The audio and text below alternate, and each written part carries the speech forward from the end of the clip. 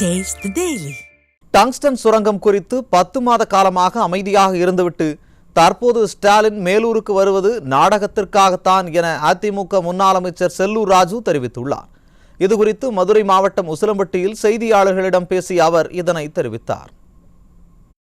10 மாதங்கள் இந்த அரசாங்கம் சும்மா இருந்துவிட்டு இவர்கள் தங்களுக்கு வேணுமே அந்த உரிமை வேணும்னு தான் கேட்டாங்களே ஒழிய மேலூர்ல அரிட்டாப்பட்டியில் அமைய இருக்கிற இந்த டங்ஸ்டன் சுரங்கம் கனிம சுரங்கம் வேண்டாம் என்று சொல்லவே இல்லை இந்த அரசாங்கம். அந்த அமைச்சரும் சொல்லலை, முதலமைச்சரும் சொல்லலை. இன்றைக்கு அந்த மக்கள்லாம் போராட்டம் பண்ண பிறகுதான் முதலமைச்சர் நான் இருக்கு வரைக்கும் துள்ளுகிறார். 2 மணி நேரம் எங்களுடைய எடப்பாடியார் பொதுச் செயலாளர் எதிர்கட்சி தலைவர் வாதாடினார்.